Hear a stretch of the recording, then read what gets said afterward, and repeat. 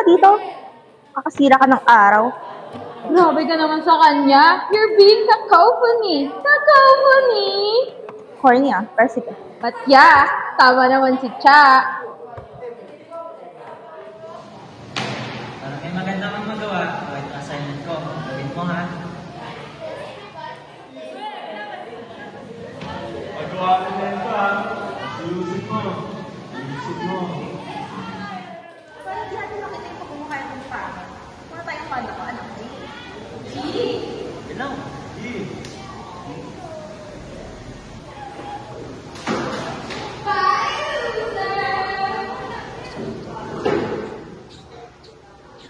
Uy, ano si Aika? Binubuli na naman. Tara, tignan natin.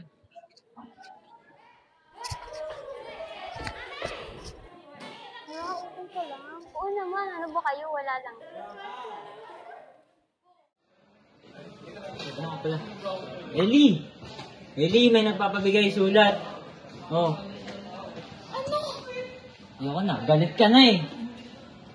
Ano? Ano ba yan? Uy, ang partiyan mo ha. Nabago sa mukha yan ha. Hindi nga naman ako sa mukha mo.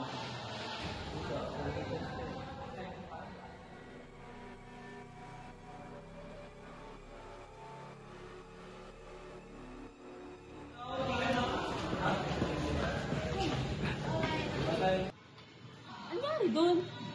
Parang naghata eh. Baka nga, takot na takot eh. Ano ko, Nick? Uy, hindi ka ba ganun? Natatay pag natatakot? Boy, dito.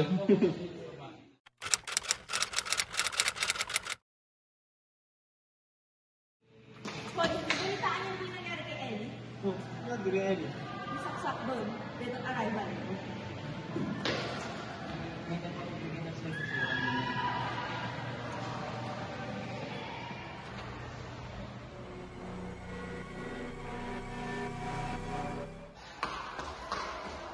Nangyari doon?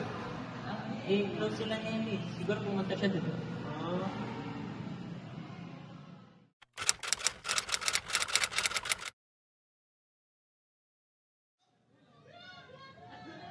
Ito na po yung mga assignment na pinagawa niyo sa akin. Kompleto na yan, ah. O ba't ganyan mga itsura niyo? Para kayong namatayan. Wala na si Cha. Ha? Bakit? Tumalon siya mula sa 13th floor ng condo niya. Sulat na naman. Teka, ba't parang araw-araw tayo nakakatanggap ng sulat?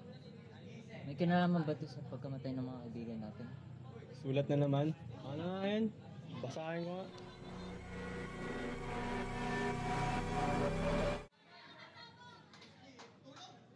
Saan kaya pupunta yun? What?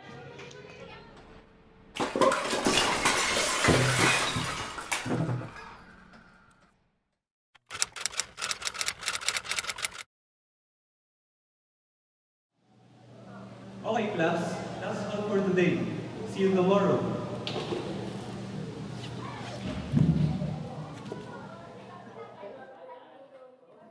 Teka lang, Bert. Ba't ata pa? Kahit kailan, hindi ko babasahin yan. What if? Sabihin na lang natin kay Sir. Uy! Alam kong parehas kayo malungkot dahil sa mga nangyayari, lalo na ikaw, Kurt. Pero hindi nyo pwedeng isisi ang lahat dahil sa papel na ito.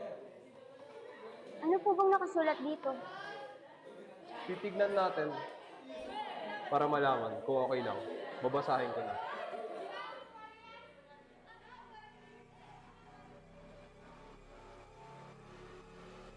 Ano pong nakasulat, Sir? Wala! O sabi sa inyo wala eh. O tignan nyo pa.